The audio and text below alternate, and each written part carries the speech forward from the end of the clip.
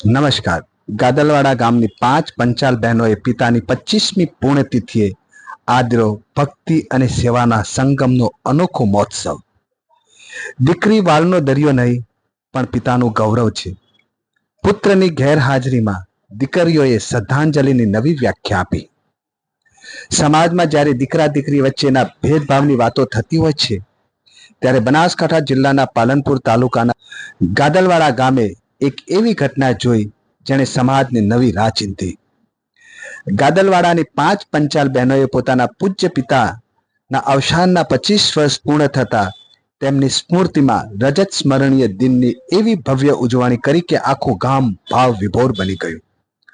આ દ્વિદિવસીય મહોત્સવમાં પ્રથમ દિવસે ઉત્તર ગુજરાતના નામી કલાકારોના સુરે ભજન સંધ્યાનો કાર્યક્રમ યોજાયો. અહીંયા બહેનોએ સંતોનું પૂજન કર્યું હતું.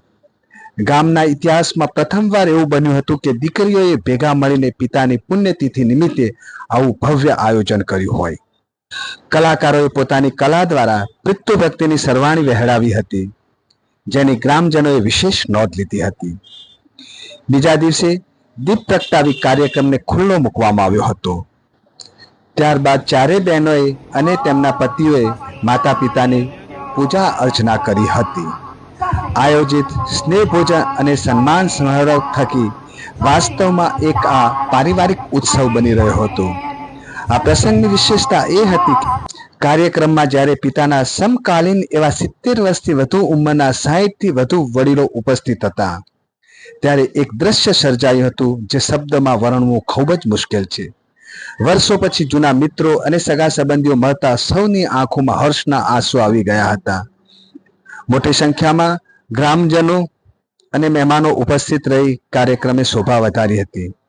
આ ચારેય બહેનો પ્રભાબેન, ભગવતીબેન, હસુમતીબેન અને સવિતાબેન તથા જમાઈઓએ દૂર દૂરથી પધારેલા વડીલો અને મહેમાનોને શાલ ઓઢાડી સન્માનિત કર્યા હતા.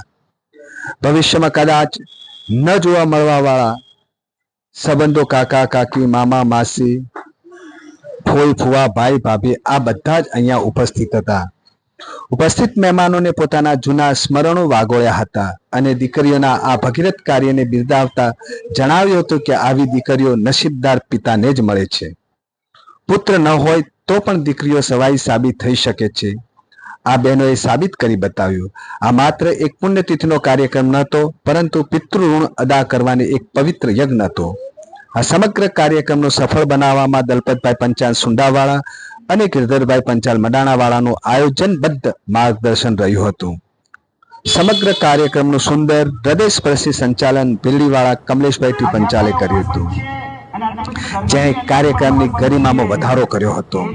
ગાદલવાડા ગામ માટે આ એક પ્રસંગ શિખામણ સમાન છે.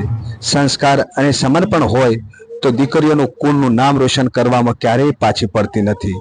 પંચાલ પરિવારની આ 5 દીકરીઓ ખરા અર્થમાં પિતૃભક્તિનું ઉત્તમ ઉદાહરણ પૂરું પાડ્યું છે.